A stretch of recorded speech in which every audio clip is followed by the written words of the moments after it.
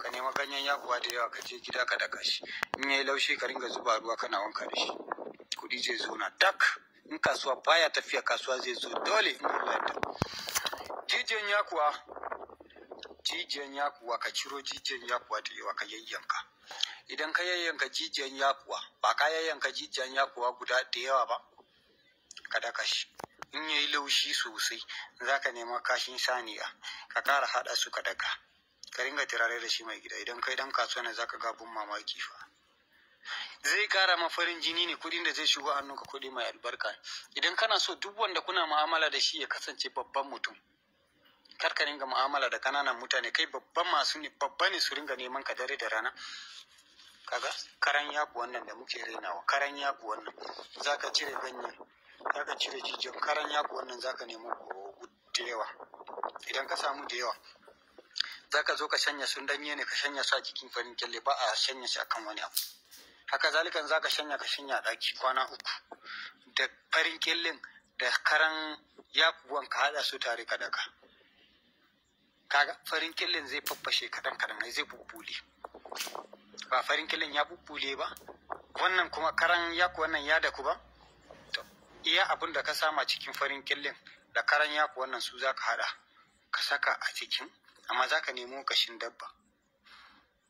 Gefe ɗayan ni da nake gyara mutane, gefe ɗayan ina toshewa ne, sai in juya garin wannan abun karan itace yaku wannan, in juya ta gefe ɗayan kuma na ɗaure can, saboda kashin da akwai buli a ciki za a zuba.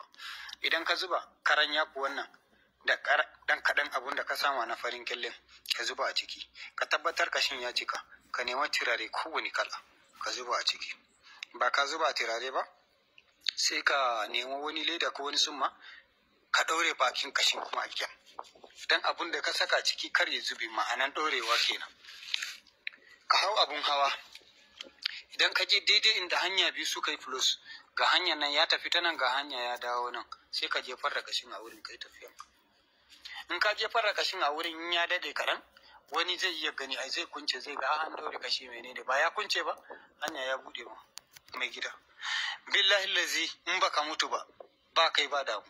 Duk ranar da zaka ringa shiga, zaka zo ka shiga damuwa, Allah zai aiko ma babban mutum, zai kira kawa ne, dama na tana da abu kaza fa ina so in yi sadaka da shi, zau ka karba. Duk ranar da zaka shiga matsala, wani zai kira ka, wani na rubuta sunan wayanda zan kai haji, to kai ma na dan saka. Idan baka da hanya, bari a sa dan uwanka. A wani na samo aiki a gwamnati fa, ka kawo takardunka a saka.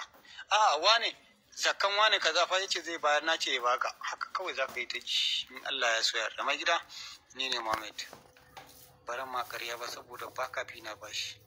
Ba zan ma ƙarya ba saboda bana son yabonka. Ba zan ma ƙarya ba saboda bana tsoronka. Ba zan ma ƙarya ba saboda bana dogara da kai. Gaskiya zan gama, idan ka so ka yi, in baka so ka bar shi. Ya'yan yakuwa wanda aure ya gagara aure, zaka ga wani bakin shi a bude, zaka ga wani bakin shi a rufe, wanda bakin su a bude da yawa zaki nema ki daka ki ringa hayaki da shakiya. Amma zaki hayaki da shi, ana so a tube sai hijabi kawai, sai ki hayaki da shi, ki bi shi sati 2. Na uku Allah zai aiko miki namiji na kyakkyawa wanda zai iya zuwa ya biya sadaki. Sirrikan nan da nake bayarwa fa ba wai dan ina bayarwa dan wani abu ne, ko dan jama'a, ina da jama'a, ko dan ka bani kuɗi ina da shi, ko ka bani gidaje ina da shi, ko ka bani mota ina da su. Jama'a Allah ya bani, mota Allah ya bani, gidaje, mene zan yi da kuɗinka, mene zan yi da yabonka? Da ka yabe ni da kar ka yabe ni duka ɗaya ne. Kullum akwai marokin da suke zuwa su 4 su 5 za su zo su yi ta yabo na. Yabon Allah nake so, ba na son yabon mutum.